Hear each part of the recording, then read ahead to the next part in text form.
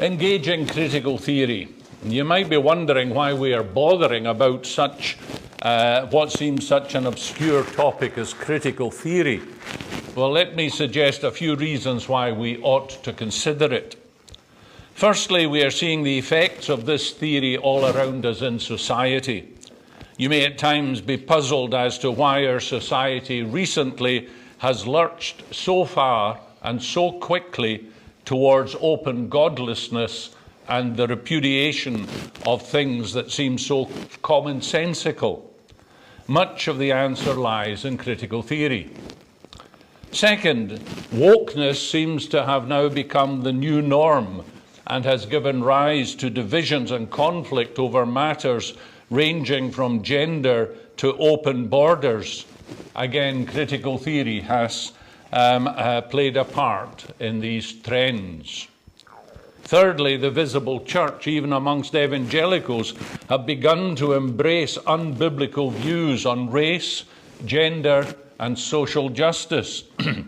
Whether it is taking the knee or making provision for same-sex relationships or calling for the support of reparations, these are evidences of the influence of critical theory. Now, we may, as a group, as a body of people, be a bit late in coming to the table in these matters, as it may seem that the woke bubble has burst if we look across the water. But as I hope to show later, we need to be realistic in our expectations on that score.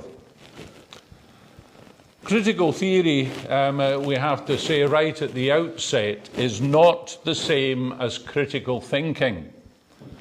And I say that because many have been confused on this point, and this is not surprising, as the purveyors of critical theory have at times intentionally given the impression that critical theory is critical thinking in action. But critical theory is the very antithesis of critical thinking, as we will see. For now, let us consider how they are defined, the critical thinking and critical theory, according to Google AI. It's very useful sometimes. It defines it thus: critical thinking is the ability to analyze information objectively and make reasoned judgments. It involves actively examining information, identifying biases, evaluating evidence, and forming conclusions based on logic and reason. Essentially, it's about thinking carefully and deliberately before accepting or rejecting an idea or taking action.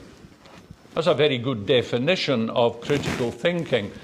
Here's an equally good definition of critical theory. From the same source. Critical theory is a social theory oriented towards critique and social transformation. It analyzes how power structures, ideologies, and social institutions shape individual experiences and societal norms, aiming to expose and challenge oppressive systems, a theme that's going to come up again and again. It seeks to understand and address social problems through a combination of philosophical analysis and empirical research with the goal of promoting emancipation and social justice. Now, according to Sharon James, critical theory is not about understanding the world so much as about changing the world. So that is what we're looking at. We're looking at a theory put into practice, because critical theory is not just something for the academics. It is a theory in practice. And it's about changing the world. It's about action. It's about getting society to where it should be. It's about achieving equity or equal outcomes or social justice. You have to be careful with these terms, because who wouldn't be for equal outcomes or social justice or equity? But you must appreciate that critical theory has captured the language of the debate and uses it in such a way that words that mean something in their terms mean the exact opposite.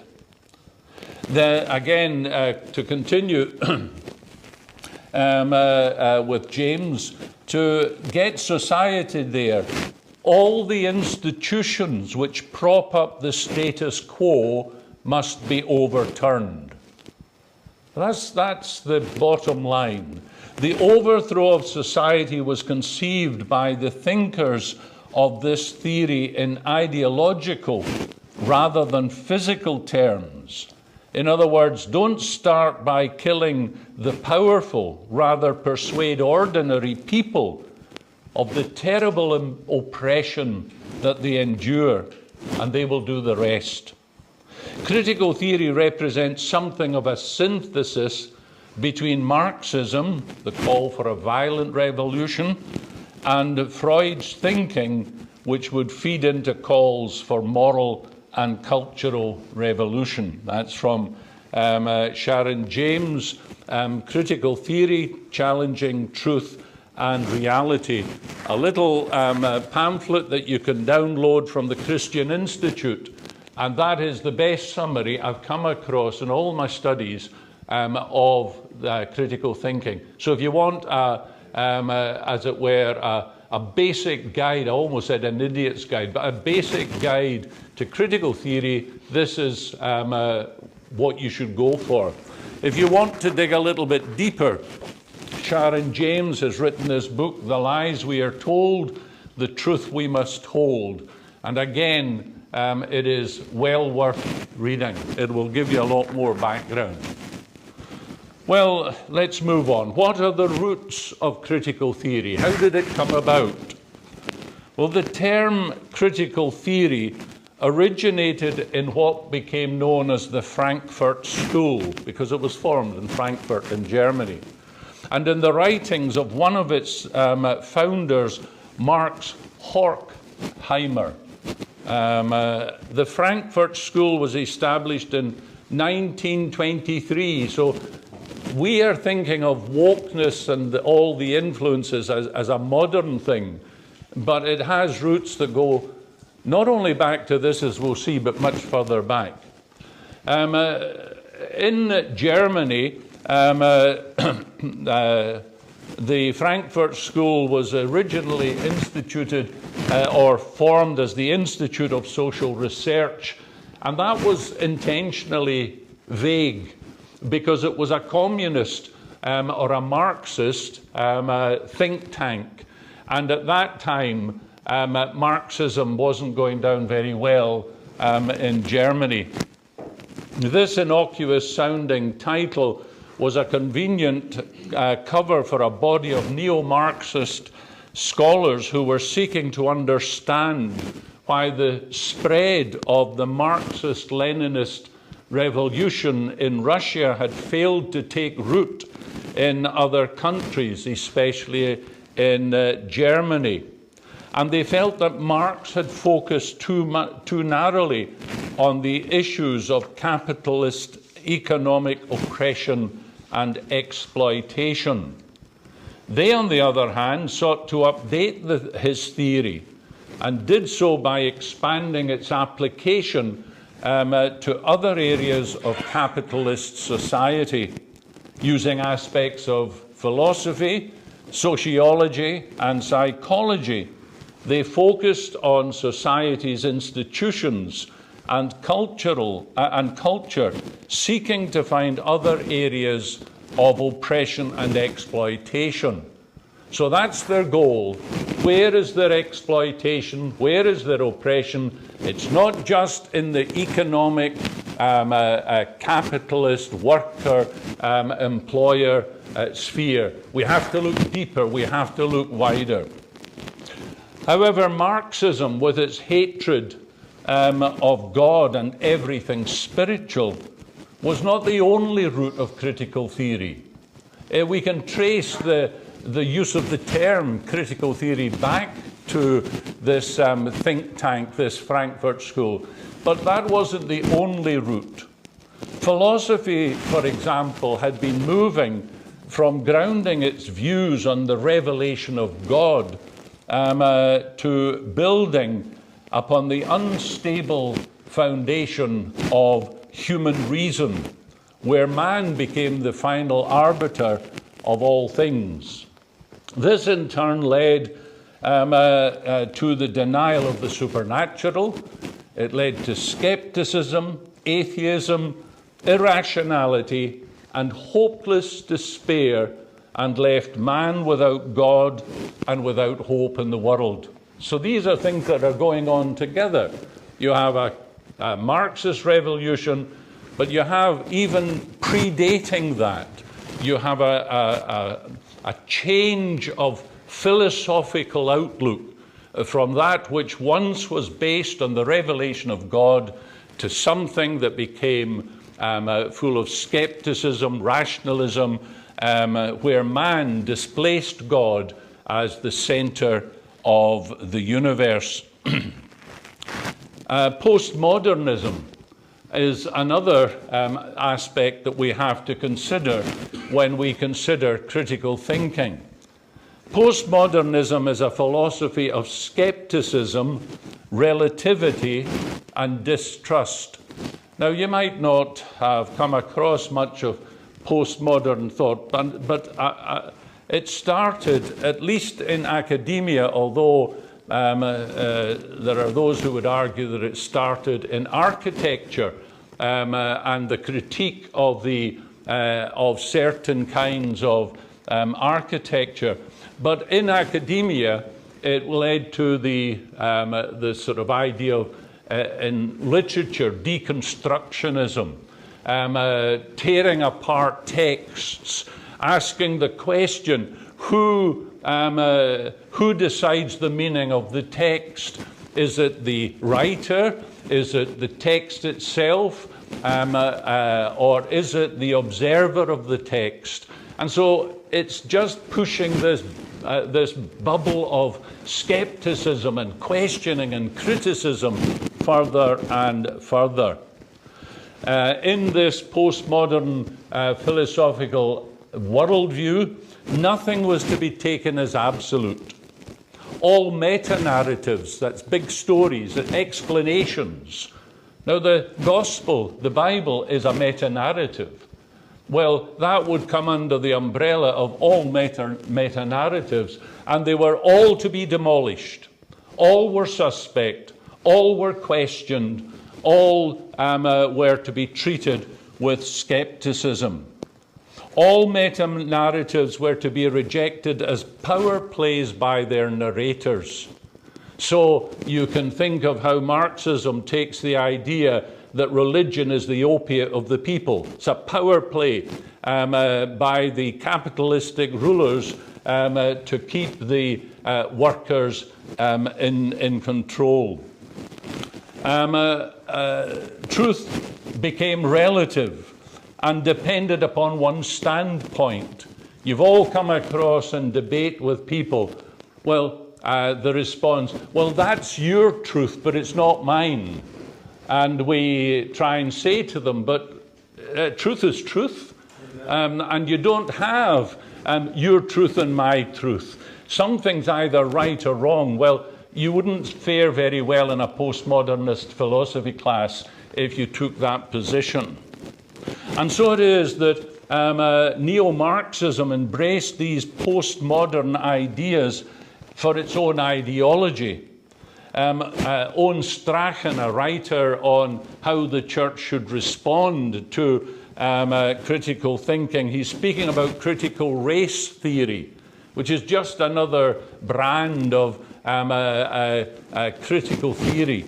He says this: critical race theory is basically neo-Marxism on postmodern steroids. a deeply uncongenial point of view, cynically weaponized for the destruction and dismantling of social structures. Psychology's promotion, again, here's another avenue that plays into critical thinking.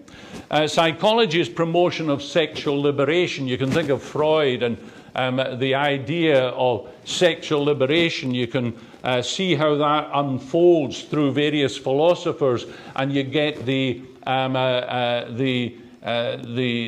age of love, the 60s, the 70s, and that is just the bursting out from academia of what was being taught there. But psychology's promotion of sexual liberation and sociology's focus is about how power structures in society were also called into play. So this is a male-dominated society. This is a white supremacist society. You've got these ideas coming out of this idea of sexual liberation and the oppression that the woman was under, or the inferior, according to them, races would have been under. These were called into bolster neo-Marxism criticism of capitalistic oppression and exploitation with a view to overthrowing the status quo. So we're still trying to trace the roots of critical theory. We've seen it's got a neo-Marxist root, it's got a philosophical root, it's got a psychological root, but we have to go further back, because the critical theory ideas didn't start with Marx, Horkheimer in the Frankfurt School. Mention could be made of the similarities of Gnosticism with critical theory. We should note also, I'm not going to develop that. If you want to question it, you can. But we should also note that it would be possible to trace critical theory back to the Garden of Eden. Now, of course, we can trace just everything back to the Garden of Eden, but let me show you how appropriate it is to do so, because in the Garden of Eden, we find the central ideas of critical theory in embryonic form. Rejection of divine authority in the Word of God. The God-ordained hierarchy is overthrown. Absolute truth is denied. Man places himself as the final arbiter of what's right and wrong.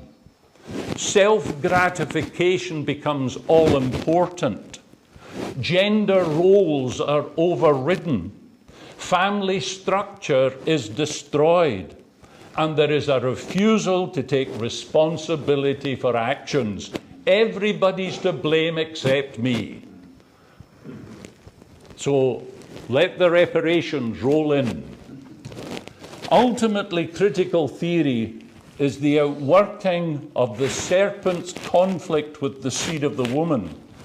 Enough has been said, I hope, to show that there is nothing new under the sun, and that critical theory is simply the most recent manifestation of man's rebellion against revelation and the authority of God. So that is just a potted history of some of the roots of critical theory. Let's move on to the chief characteristics of critical theory. So we're looking now at what it has become, what we are facing in our own day. We have seen that the concern of critical theory is with all aspects of culture, society, and authority. So it ought not to surprise us that it has many branches, each of which is focused on one of those aspects. Imagine the term critical-theory. And then you can put in that dash whatever you want. Critical race theory, critical gender theory, critical ableism theory, critical post-colonialist theory. You can go on and on and on. You have to remember that those who are pushing critical theory are concerned to divide in order to demolish. And so everything is fair game for critical theory. You can have critical legal theory, as I said. You can get critical fat theory, if you are so inclined. Critical pedagogy theory. The only limitation is one's imagination and the ability to discover another alleged area of oppression and privilege. Sharon James, again quoting her, has said, all the critical theories share common themes. Critical theory divides society into oppressor groups and oppressed groups. The perception or lived experience of the oppressed group can override objective truth, as one of the problems that you will face dealing with someone who holds to critical theory. If you say, but look at the facts, but they're just a power play by you as a white, cis, heterosexual male. And it doesn't matter what science says. Science itself, as we'll see later, even comes under their attack. And the last thing James says is, my feelings don't respect your facts. So we were touching on feelings earlier on, and that's what... James has also highlighted what she has called the 5 pillars of critical theory. Now, I've taken her 5 pillars and then given a little explanation. The first pillar, she claims, truth claims are power grabs. So if I say, this is true, that's a power grab. I'm asserting my authority as an oppressor against you poor oppressed who just have to sit there and listen to my statements. With the denial of God's existence, there is no foundation for ultimate truth. This idea of power grabs is common wherever an oppressor tries to debate with the critical theory advocate. The response is usually something like, you're a racist, homophobe, Islamophobe, sexist, privileged, white, cis male. In other words, all the truth claims you are making are intended to support your privileged position and are therefore invalid. Professing themselves to be wise, they became fools. The second pillar of the critical theory, Sharon James says, is universal explanations are suspect. Anything that's a universal explanation. Now, you might wonder, why are they against that? Because they want divisions. They want little groups to have all their own ideas and their own outlooks and their own worldviews. And so universal explanations are suspect. This follows from the denial of God. Who is to say that I am right or wrong other than myself if I don't have the authority of God? Absolutes are out. Meta-narratives are suspect. The biblical worldview is a narrative intended to keep oppressors in power. There are only 2 genders is a tool to question the lived experience of those who say they are trapped in a man's body or a woman's body. The third pillar is reason, logic, and science are tools of oppression. They're usually in debate with what we would call normal people, sane people. We would muster the facts. We would try and get to the bottom of the explanations. We would present the facts and hope that there would be a recognition, a testing of those statements to see if they are indeed true. That's not the case. These things, reason, logic, and science, they are seen as constructs of privileged oppressors, especially, and here we go again, white cis males. Insane as it may seem, there are those who claim that mathematics is such a tool. You know, you could hardly get a less non-factual thing than mathematics, but you see, they say it's just white cis male mathematicians that are saying this. And that's why trying to debate with critical theory advocates using logic, reason, and science carry little or no weight. One such, and this is the absurdity to which they will stoop, one such advocate claimed that an ultrasound of an unborn baby was just a manufactured sound to prevent women from doing what they like with their own bodies. How do you argue against that? The fourth pillar, don't question my experience. The only person who can question my experience is somebody who's in my group. You've got no right to question my experience. With the absence of absolutes, the rejection of God comes with the absence of absolutes.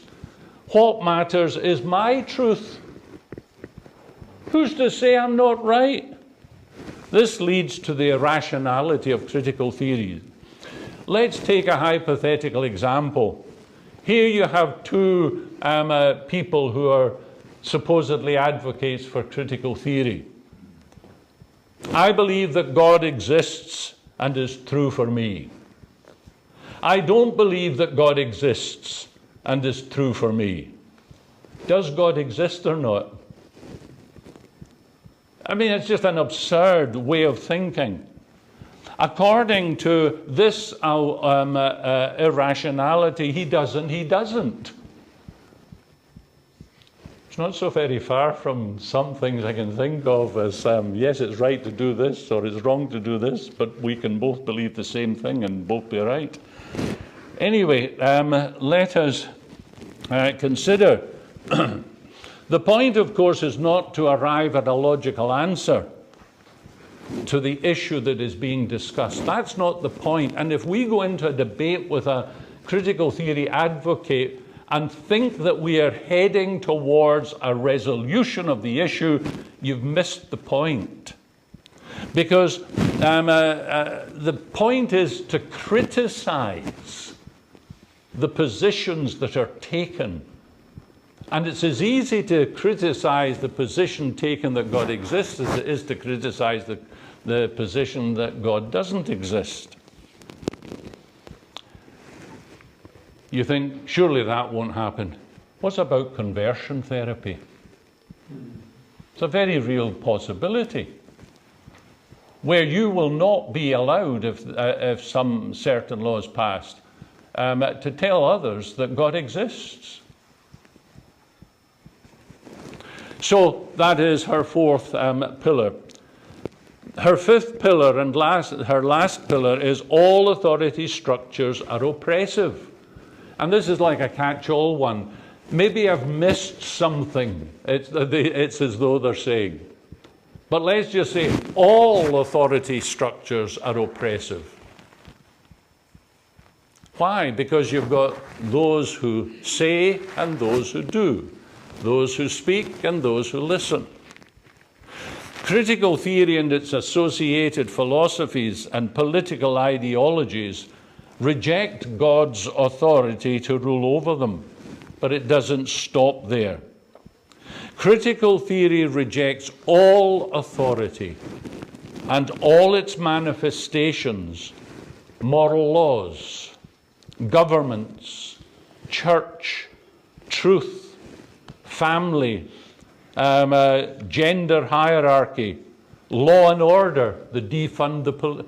I could never quite understand why they wanted to defund the police, but that's because it's an authority structure, and it has to be torn down.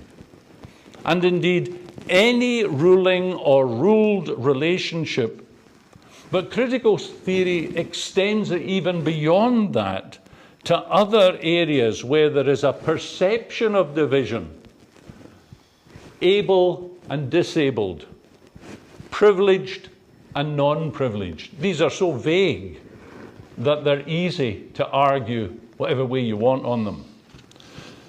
In the light of what has just been said, I would suggest that there should be a sixth and seventh pillar to critical theory, and that is number 6. Division ought to be sought and exploited.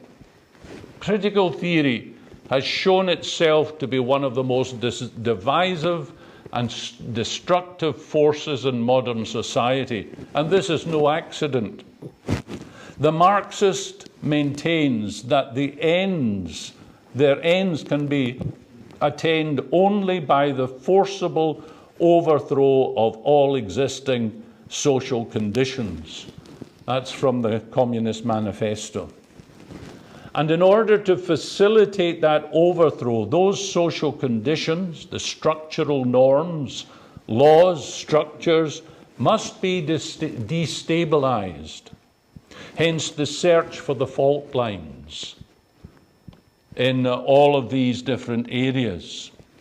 The search to find some ground upon driving a wedge between people. So the doctor has an obese person in front of them, and their life is in jeopardy because they are grossly overweight. And he cannot, according to this kind of theory, say, you're too fat, you need to lose weight. Because what you are doing is you are putting your views of what is an ideal weight upon somebody that doesn't agree with it. That has happened. And you will find some doctors having to wriggle round the question of why they should lose weight. But again, in a world where much has been done towards overcoming racism, critical theory has stirred it up into a frenzy of black oppressed and white oppressors. With Marx, the fault line was capitalist proletariat. With critical theory, it has taken on a more vague aspect of oppressed and oppressor.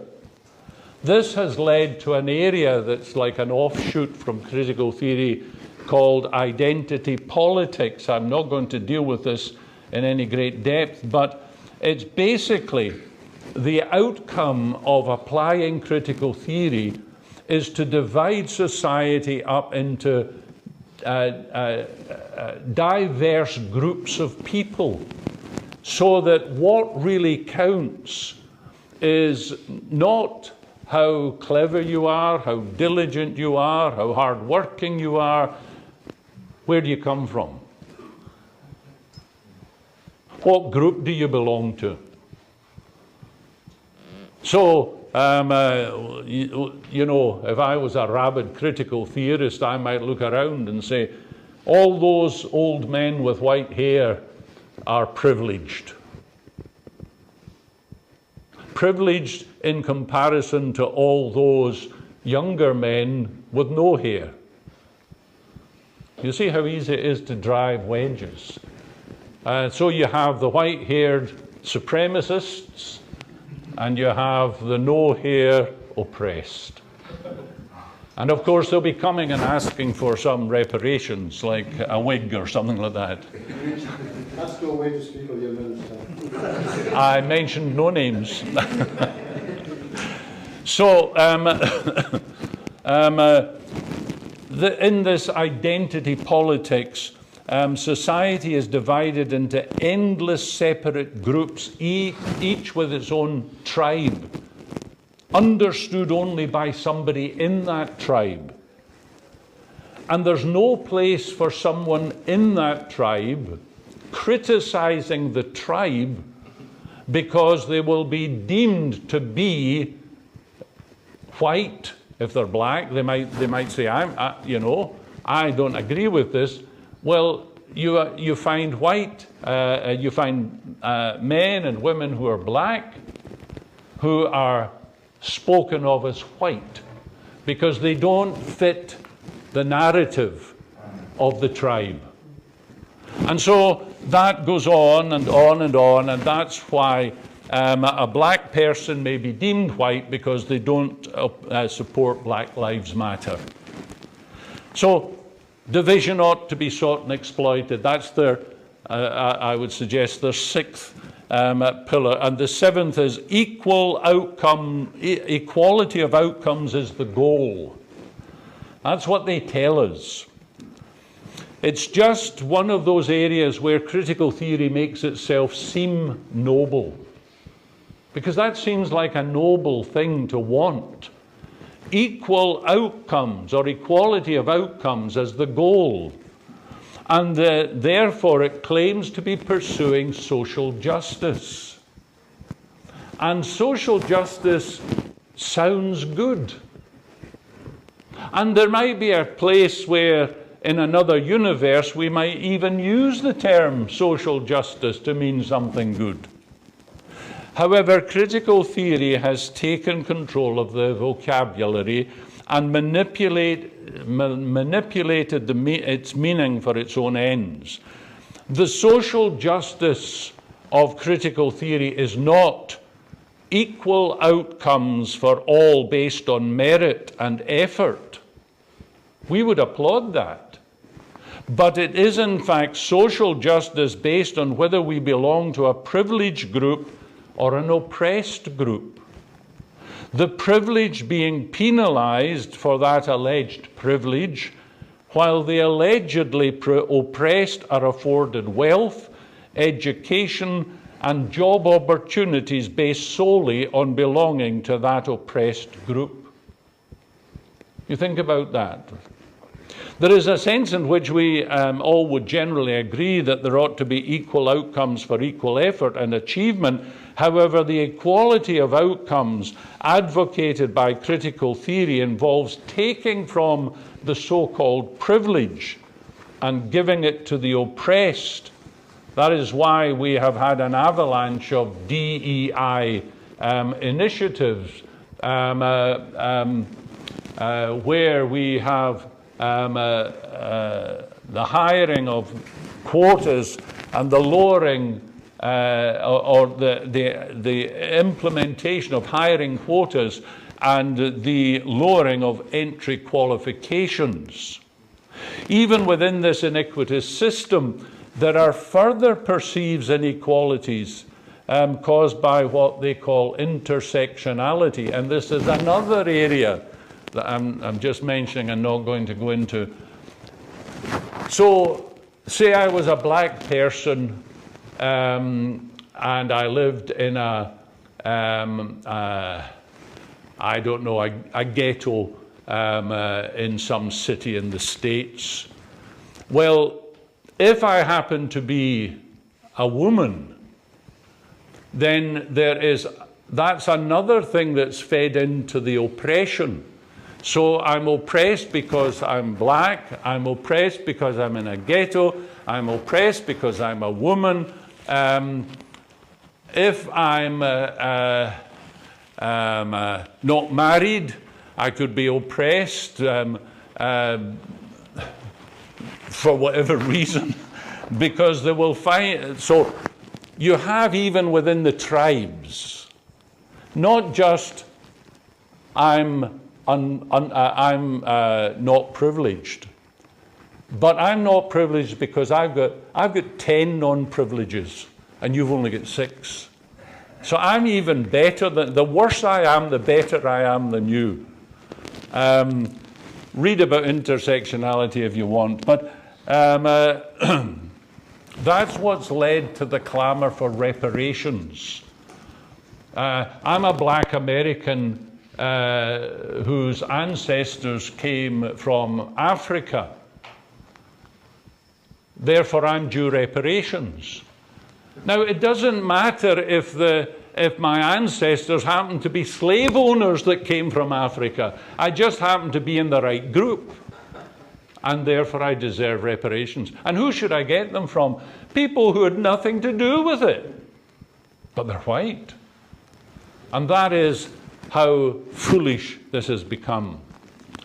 Right, okay, enough of critical theory. Let's look at some of the unbiblical characteristics of critical theory ideology.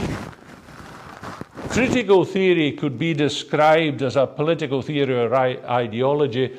It may more accurately be called a worldview which claims to be exclusive.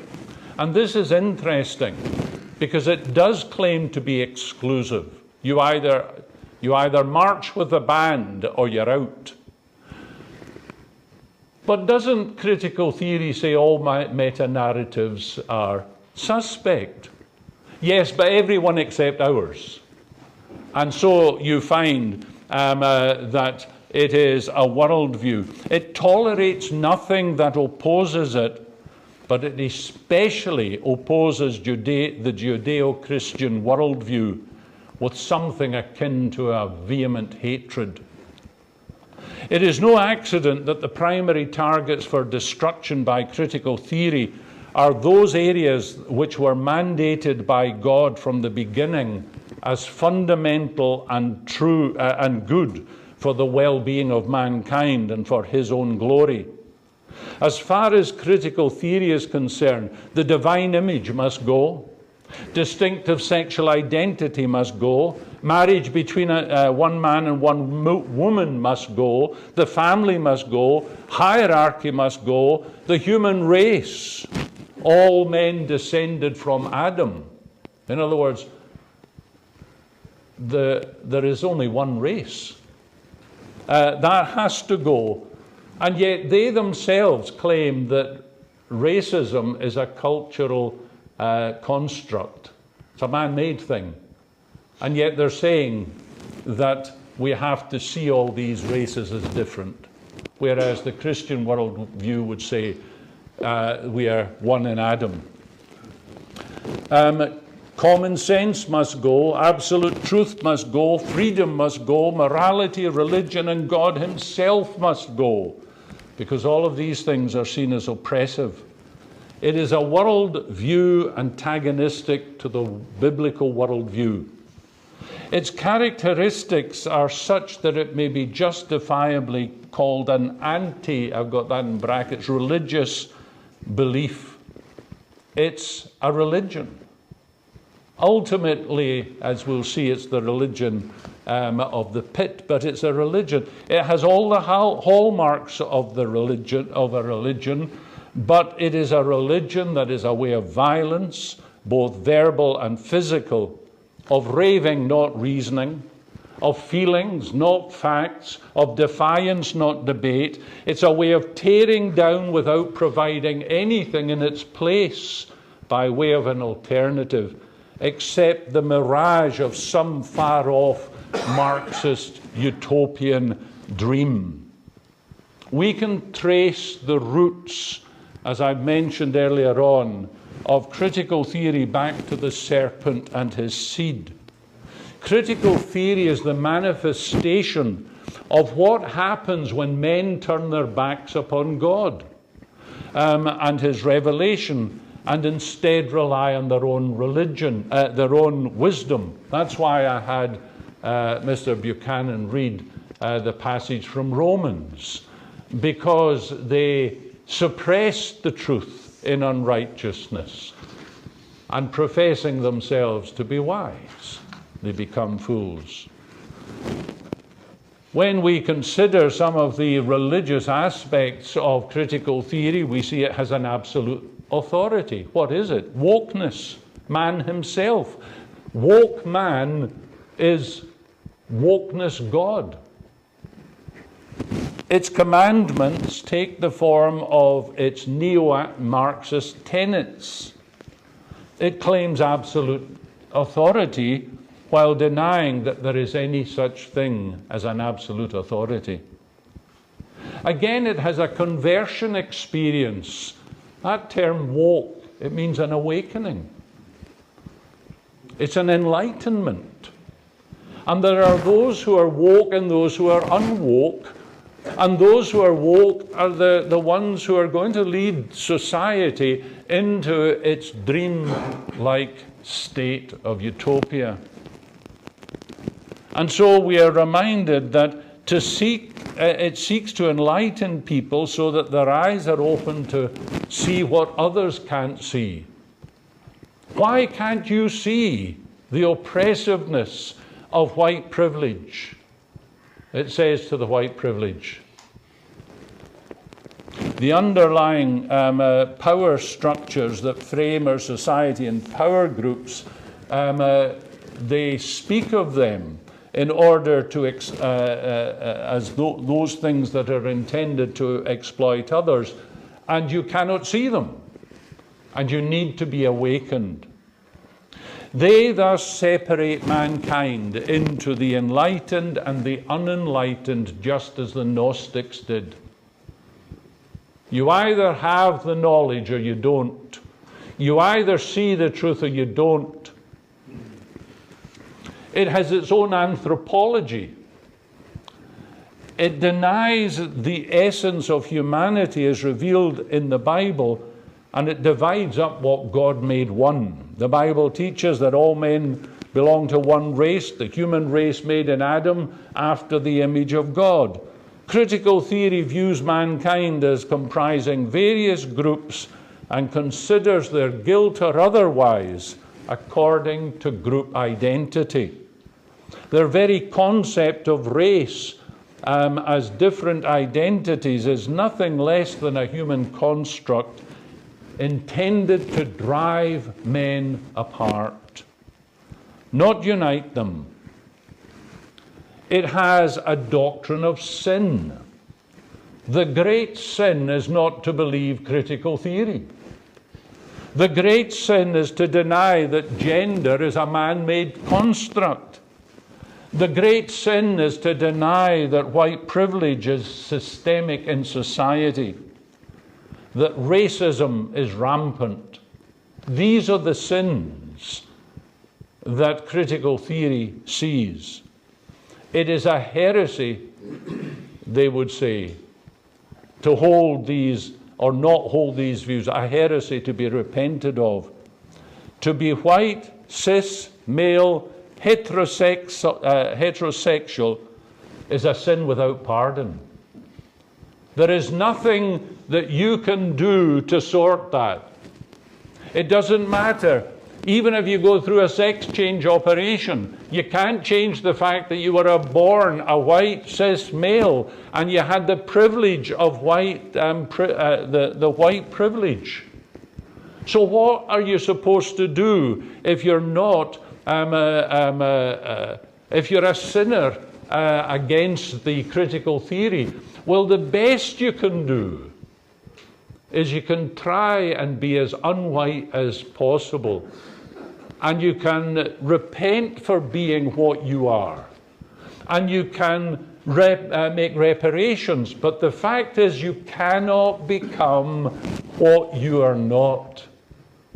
Which is incredible when you think of gender fluidity. But nevertheless, there you go. This is the illogicality, the irrationality. So it's open to all such white, cis, male, so on, to try and apologize for it, to make reparations in the hope that you can suppress your white privilege as much as you can. But it means that critical theory is a religion without hope for the unwoke. It's without hope, and then it has an unbiblical eschatology. Marxism has a utopian ideology. It holds out to its followers a better time and a better way. Despite the history of Marxism in the world, for more than a century, this utopia has never been attained. It may be argued that its goals have never been realized because their implementation has been defective. But wherever it has been tried, whether it be Russia, Cuba, China, North Korea, Cambodia, it has failed miserably. The great social reset of China's Cultural Revolution, or Pol Pot's Year One, have only brought disaster and death. And so we are reminded of its unbiblical eschatology, and also it is a religion or a way without compassion. Think about it. Here is a movement, and it's trying to bring about the release from oppression, those who have been oppressed. But in order to do that, it oppresses the oppressors. And where is the compassion in that? Do all the unwoke suddenly become those who are the oppressed? And do the woke, erstwhile oppressors, come to be seen, erstwhile oppressed, come to be seen as present-day oppressors? There's no compassion for all the suffering. You think of when some person, a newscaster or an athlete is cancelled by their culture. They're destroyed. They're absolutely destroyed. You know, their livelihood can be taken away. They can have mental breakdowns, all of these sorts of things. Is there compassion? Not a bit of it. Right, okay. I'm coming to the last section. And it's the Christian response to critical theory. I've got three things I want to say and some supplementary considerations.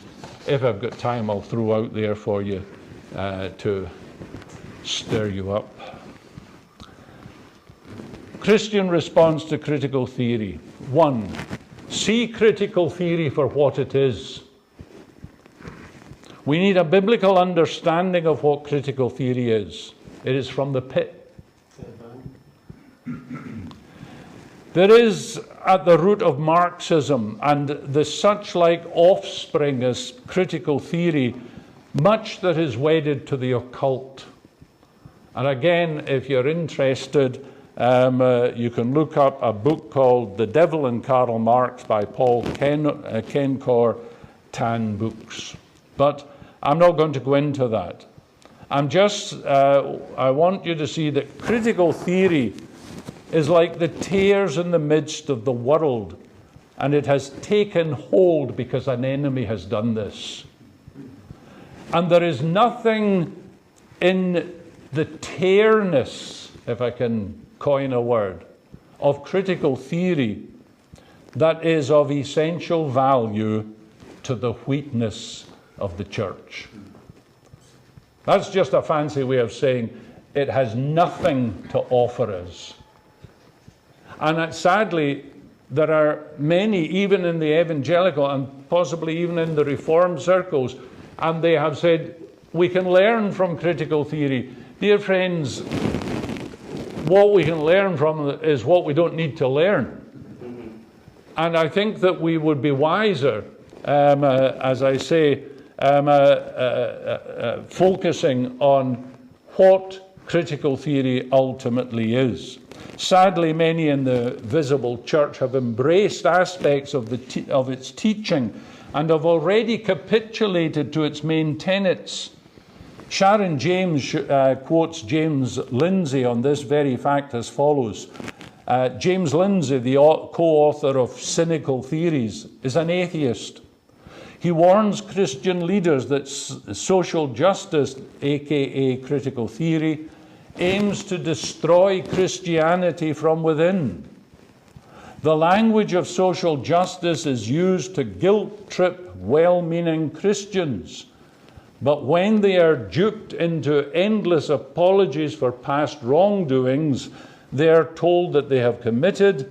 Lindsay says brutally that they are being played as useful idiots. He's got it spot on. There is nothing new under the sun.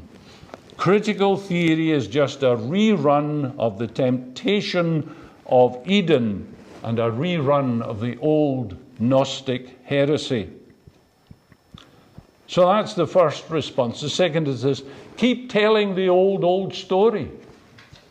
In the face of critical theory, we need to keep on setting forth the gospel.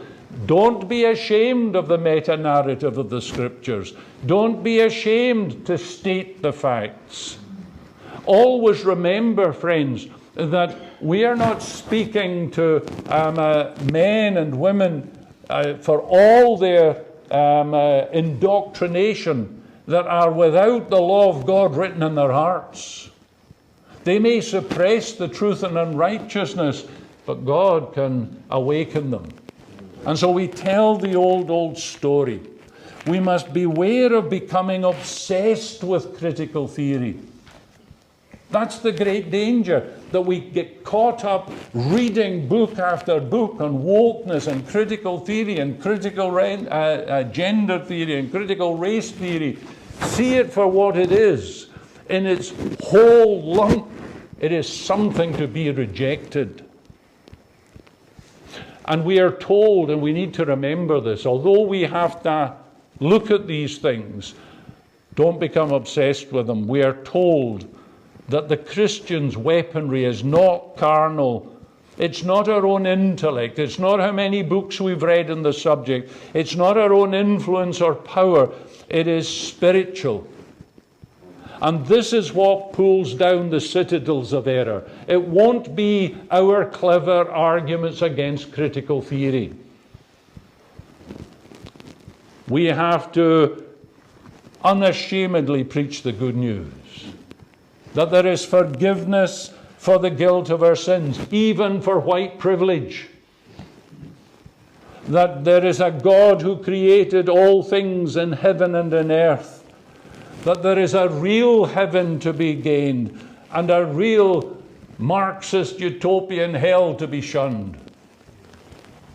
Our privilege, white or otherwise, is to hold forth to sinners the gospel of Jesus Christ, that he is the Redeemer of men from every strategy, every tribe, every kindred, every tongue, every color, every economic level. We must cry out to this Lord, the Spirit, to open the eyes of the blind and break the bonds of the enslaved. Not enslaved to power politics, enslaved to the power of sin. And the last of these responses is have a realistic and biblical expectation of the conflict between critical theory and the Christian faith. In some respects, we stand in an advantageous position in reference to critical theory because we have seen its excesses and its destructive nature. But we have also seen the beginning of its decline in the USA. Yet we are still very much in its clutches in the UK.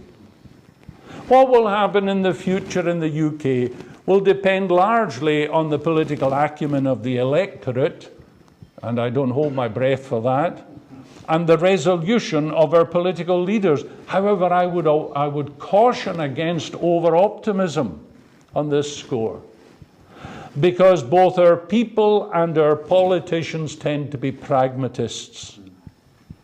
And many, I believe, will seek to compromise with critical theory. They will seek to compromise.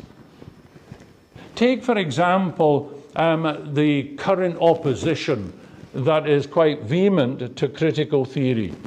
And I'm thinking particularly of two men. Opponents like James Lindsay and Douglas Murray, they're very outspoken against some critical theory views, yet both are unbelievers. Lindsay, for example, has no problem with the LGBT, etc. movement. He has no problem with being an atheist and the ridiculing and the denial of God and his people. The only thing he's complaining about is their insistence that we have to accept what they're saying.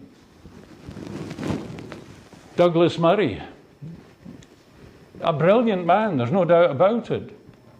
But he's a practicing homosexual and makes no bones about it. Both are arguing, you see, from a position that man's reason is supreme. They're not arguing from the authority of the Scriptures. And those who would seek to argue from the authority of the Scriptures will have to take a much more stringent point of opposition against critical theory than they do. They are happy to deride the place of the Christian faith and yet live in a society that was founded by Christian revelation and God. Just a little biographical note. I've still got time. About 15 years ago, I had just finished writing a lecture for my students on the subject of postmodernism when I happened to hear Melvyn Bragg's Start of the Week programme on BBC, in which he referred to the fact that the Tate Modern had just run an exhibition entitled A Retrospect on Postmodernism. Now, for those of you who don't understand what that means, it means they were having an exhibition to say that it was over and done with. And he was me writing my lecture on it. And I thought to myself, what do? Do I bin this? So I decided that I would just give it out as a sort of aid to help to see what has been going on. I thought that if it was only to show the way that insane ideas can take hold of academia and through it trickle down to the public square, I decided to retain the lecture. I had thought with following it up with another lecture, what comes next? And I searched around the internet, and it was clear that they didn't really know. So you had titles like postmodernism and all sorts of junk, but nobody seemed to know. Well, it became clear that postmodernism was not dead. It was just going through a period of gestation in the womb of academia. The air of postmodernism is wokeness or neo-Marxism on postmodern steroids, as Strachan says. And it is likely that even now there is some type of post-critical theory baking in the oven of academia. So if you get caught up with critical theory, you'll miss the boat when the next thing comes. Know that it's wrong. Fight against it by preaching the gospel. Keep your eyes and ears open to see what comes next. Something else will come, and it'll be something that even the so-called conservative right-wing political leaders in the nation will be able to compromise with. But you will still find that your liberties are being restricted. You will still find that man's reason is still on the throne. You will still find that the Christian faith can be demolished and ridiculed. But woe betide you if you raise a word against anyone else. Don't expect a utopia if by the grace of God, critical theory comes crashing down in this world. I've still got 5 minutes. I've decided I would go on until 5:15. That gives you less time for questions. I've got some supplementary considerations, and they may not even fit into this lecture, but they're good talking points. Supplementary considerations. There is a meeting of minds of the far left and the far right.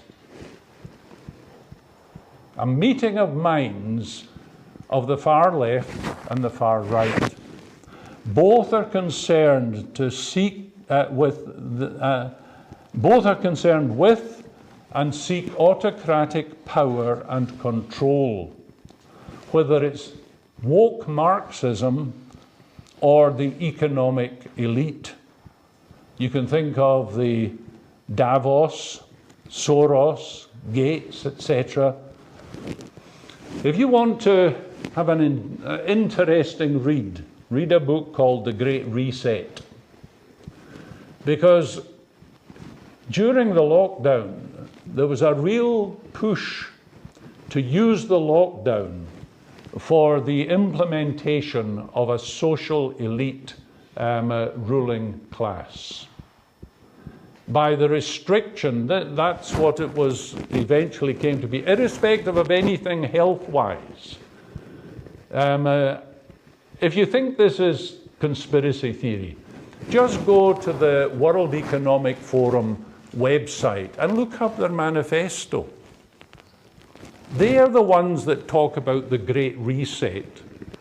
They want man's society to collapse in order that the elites take over. Now, with the World Economic Forum, it's the billionaires, the people like that. With the critical theory, it's the Marxist hierarchy. They've never been poor. You know, isn't it interesting? You see these countries and they're in poverty, and yet their leaders are living in untold riches. In woke Marxism, the same control as the Economic Forum lot go for, usually called globalism, it would be by the party elite. It is interesting to notice, and this is something that I began to wonder at, a lot of the neo-Marxists are millionaires, or even billionaires. Now, if you went back to the time of Karl Marx, you might be forgiven for thinking that that was taboo. It's not now. You think of George Soros. Has he been given away his wealth to the poor, oppressed proletariat? I think not. So that's something just to throw into the mix. The other thing is this: the restriction of free speech. The desire to control the masses, from whatever side it's coming from, helps us to understand why critical theory itself attacks freedom of speech. And you can go into their literature and you will see that they are saying that you shouldn't be allowed to say that.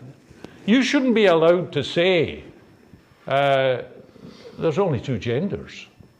We've seen it in our own country. It's an attack on free speech. And indeed in the UK it's an attack on free thought.